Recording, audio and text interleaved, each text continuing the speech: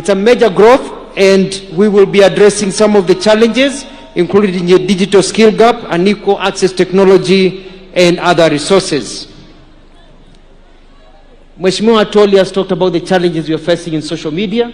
It's also an area that we need to have a conversation about to see how we can direct our energies from negativity to positivity so that we don't pull each other down.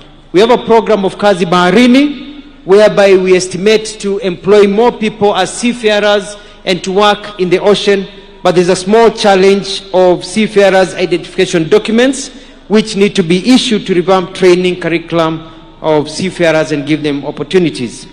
We have Kazi Kwa Ground, Juakali sector, Ujenzi sector. Thank you for the National Housing Program that is doing very well, affordable housing program, providing livelihood to millions of people, by extension by the workers that are working there. Your Excellency, there are a few challenges impeding progress of the programs. For example, we have cartels and rogue agencies that are taking advantage of vulnerable Kenyans. We have fake news on low labor mobility pathways are being used to either mislead our youth or try to discourage them, and we are dealing with them. Your Excellency, workers are not slaves. They are workers and must be treated with respect. Recognition of their human dignity is a right and must be safeguarded at all times. Workers must be paid rightful legal wages, including overtime, and treated fairly without discrimination, and they should also enjoy decent work conditions. Workers in turn also need to be obedient, faithful, and dedicated to their employers, because it is a relationship. Workers need to identify the few among them who steal from the employers and try to bring down the same business that are employing them. So we are going to ensure that workers and working conditions are set by the law and that people can go to work and work well. Your Excellency, kuko na shida kidogo. I get a lot of reports in my office about sexual harassment. Sexual harassment in our workplaces.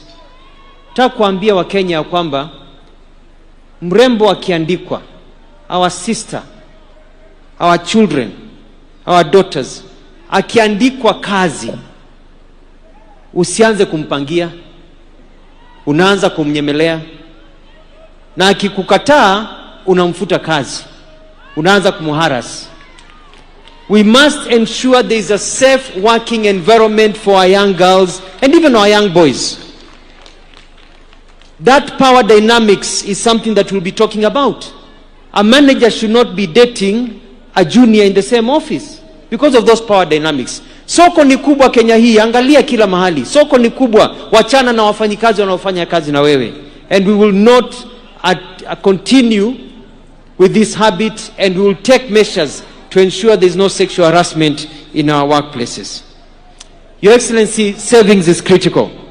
We're encouraging all workers to ensure they have a savings plan, either through the NSSF, or if you're not employed, you're self-employed in the Juakali sector, in SMEs, NSSF has a Haba to Haba program, or where you can actually continue saving. It is important. Waswahili walisema ya kwamba ujana kama moshi ukienda haurudi. You are young today and vibrant. Hakuna kitu kibaya kama kuwa mzee ambaye hana pesa. You save today for tomorrow. And we're encouraging all workers, wherever you are, to engage and register for a savings program.